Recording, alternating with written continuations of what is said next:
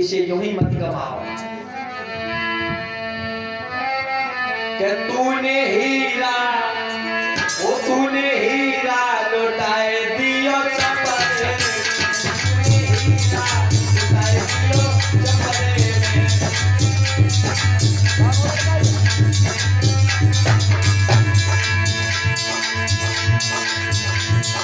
बालापन तूने खेल गमायो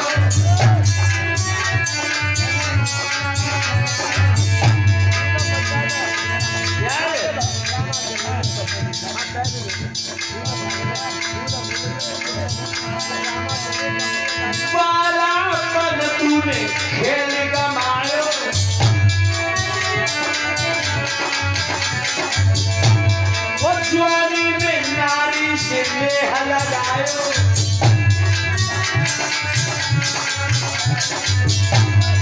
वो कोई भूख लगी तब अफरे में तूने हीरा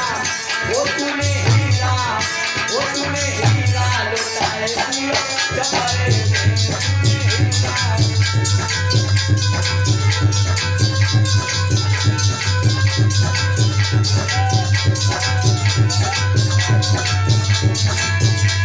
तो भैया कछु धर्म कमाए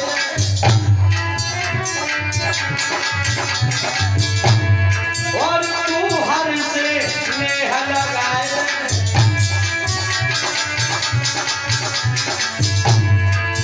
नहीं मुसीबत आ जाएगी चपरे में तूने हीरा लुटाए दियो चपरे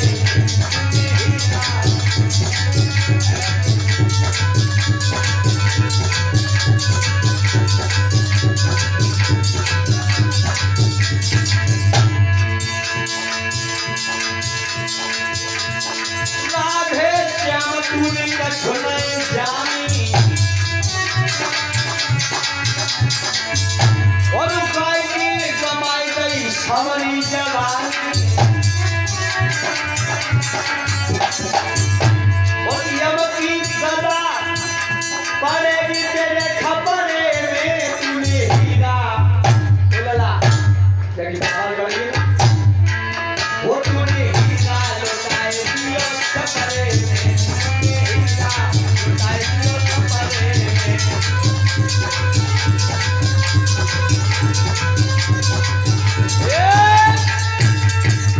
भोले शब्दों में नरसी बोला कि हमसे नाराज रहो मगर परमात्मा से नहीं।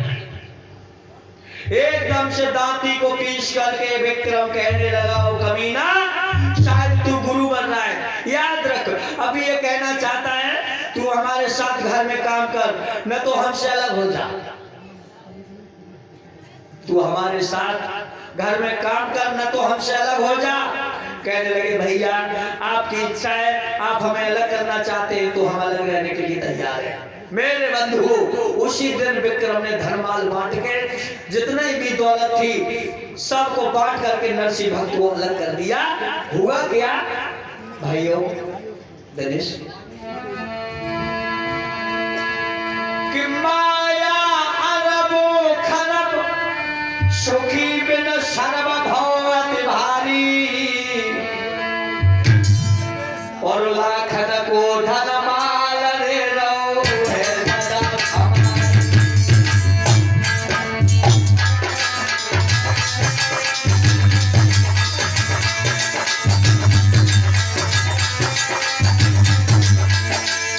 और दौलत मिली है नरसिंह भक्त को हिस्सा में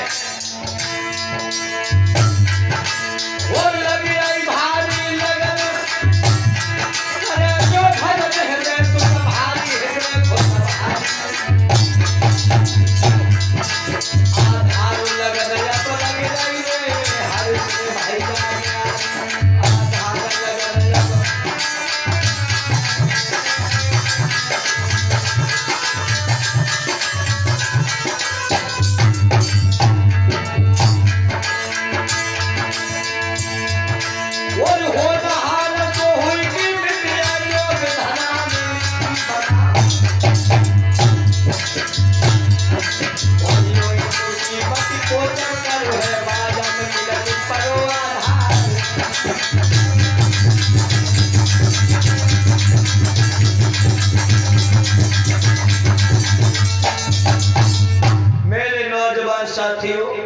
धन माल सब बांट के दे दिया।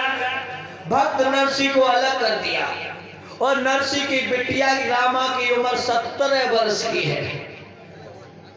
भाइयों, नरसी की पत्नी सुशीला ने कहा पिया अब तो दौलत भी खूब हिस्सा बांट में मिल गई, लली के हाथ पीले कर दो।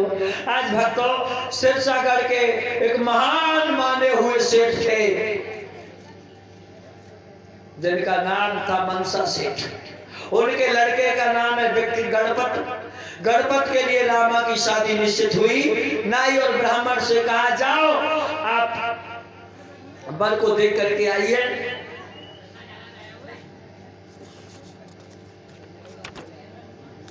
मेरे भैया, बड़ी धूमधाम से भक्त नरसी ने रामा की शादी की और जितनी दौलत थी सब शादी में देने को उद्यत हो गया। थोड़ी दौलत बच गई, सोचने लगा दौलत अगर रही तो हम जाई में भटके रहेंगे, भगवान का भजन नहीं कर पाएंगे। माया अगर घर में थोड़ी सी बची तो भगवान का भजन नहीं कर पाएंगे। श्री सुखदेव जी समझाते हैं, हे राजा परीक्षित, याद रखना लोगों, जो दौलत में चकनाचूर है वो ईश्वर से बहुत दूर है। भक्त नरसी ने जो दौलत थी ना सब रामा की शादी में दे दी। रामा की विदा कर दी गई और विदा करने के बाद मेरे भगवत प्रेमियों, यहाँ तक कि रामा की खबर ली है, रामा की एक बेटिया है और वो बेटी शादी की योग्य हो चुकी है। तब तक नरसी ने अपनी बिटिया रामा की कोई खबर न ली। इधर नरसी के घर में जो भी धनवान था, इधर उधर के साधु आए, सब चट कर गए। बड़ी विलक्षण कथा है भक्त नरसी की। कुछ नहीं रहा घर में। इधर रामा की लड़की की शादी है, मनसा से हिंदू रिश्तेदारों के लिए खत लिखवा रहा है। कह दिया कामदार बुलवाए, सब करके बैठा रहे और जब वो ख्याल नरसी को नहीं बुलवाना जी, नंगा है, भिकमंगा है, भीख मांग के खाता है, उस नंगा भिखारी को हम पत्र नहीं भेजेंगे, अपने दरवाजे पर महात्मा को नहीं बुलाएंगे। श्री सुखदेव जी बोले, हे राजा परीक्षित, लल्ला जा में आवाज ना आया का चक्कर। और ये 10 रुपया हरनारायण सिंह की पुत्री संजू शेरपुर, 10 रुपया हरनारायण की पुत्री मंजू शेरपुर, 10 रुपया विजेंद्र सिंह शेरपुर, 20 रुपया प्रधान पल्ले शेरपुर से, 20 रुपया वीरेश यादव बरवारी मढ़ैया, 20 रुपया उमा शंकर बरवारी मढ़ैया, 10 रुपया उमेश बरवारी मढ़ैया, 20 रुपया पिंटू बरवारी मढ़ैया, 10 रुपया सत्यप्रकाश के पुत्र केशव पल्ले शेरपुर से और 10 रुपया सतराम सिंह शेरपुर। ये सभी भक्त भगवान कन्हैया के चरणों में दान दिया। भगवान कन्हैया तुम्हारे घर में दौलत की वर्षा करे, सदा सुखी संपन्न रहे। आज रामा के लिए पीहर जाए 22 साल हो गए। रामा सोचती थी मेरी बेटी की शादी में मेरा बबला जरूर आवेगो, मेरे ससुर जरूर बुलाएंगे। रामा ने सुना है कि नरसी को खत नहीं लिखा। पूरे दिन रामा घर में काम करती रही, लेकिन उसकी लाश रोती रही। शाम को जब सब काम से निवृत्त हो गई तो शाम को अपनी सास के पैर दबाने लगी और पैर दबाते दबाते रामा की हिचकी नहीं रुकी और रामा रोने लगी, कहने लगी मैया, और जो आंसू टपक के रामा की सास के ऊपर गिरो। सास उठ करके बैठ गई और बोली क्या बात है रामा, तू रो रही है? कहने लगी हाँ मैं रो रही हूँ। क्यों रो रही है तू? तो रामा पहले तो डर गई, फिर हाथ जोड़ के बोली, अपनी सास से कहने लगी मैया एक बात बताओ,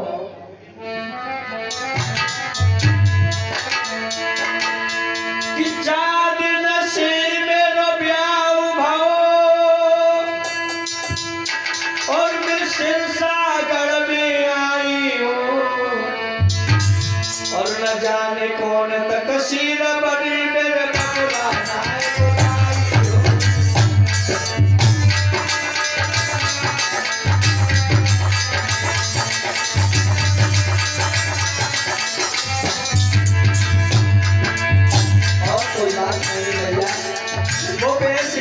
गलती बन गई। मायके की करुणा लग रही है, मैं मैया से मिल जाऊं।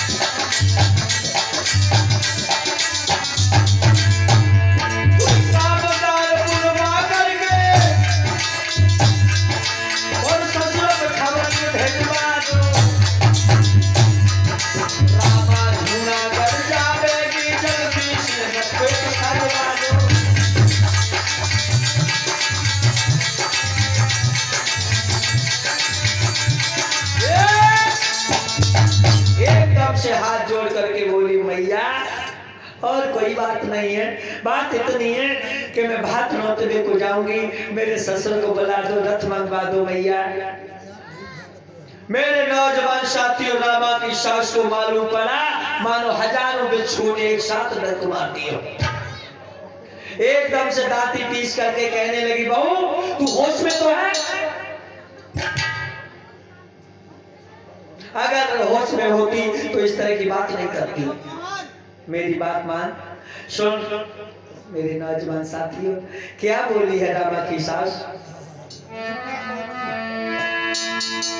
सुन रामा के पेन सुरग भय न कह झुंझलाई,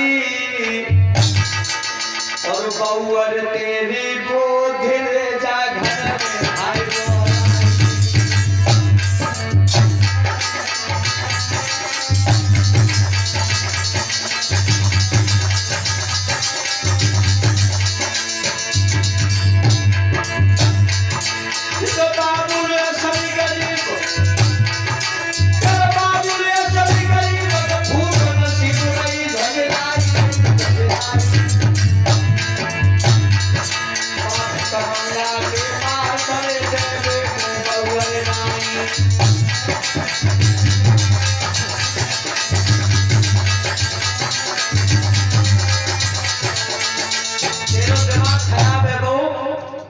अरे तेरो बाबुल कब को नंगा है, बाके पास कछु देवे को नहीं है। और क्या बोली कि बाबा जी तो बाबा है, बाबा जी तो बाबा है, क्या तेरे भातुर सारो है।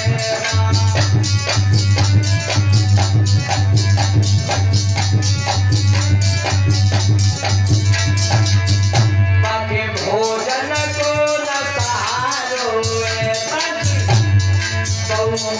बादल उठारो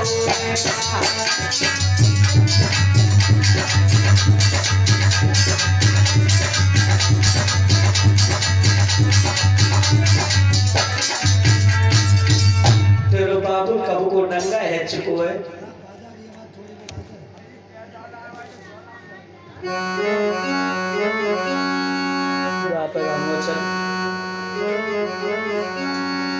तेरा बाबुल कब का नंगा हो चुका है, उसके पास इतनी दौलत नहीं है। मेरे नौजवान साथियों,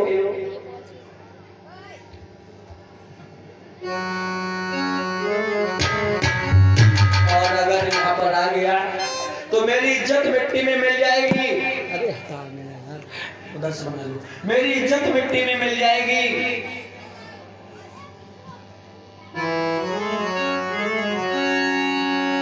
सोने सासुल के पेन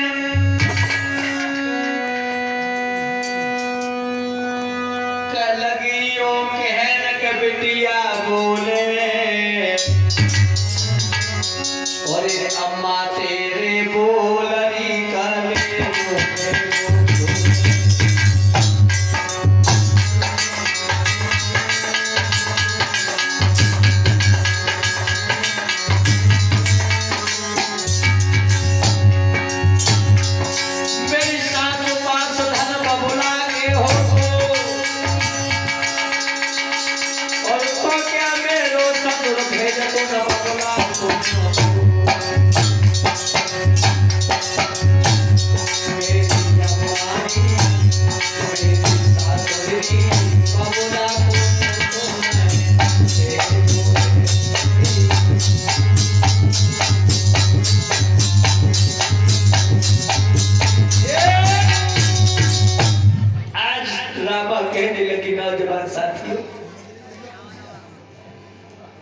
अगर मेरे बबुला के पास धन हो तो, थोड़ा भी धन माल हो तो मैया, तो क्या मेरे ससुर मेरे बाबुल को ने तो नहीं पठाते?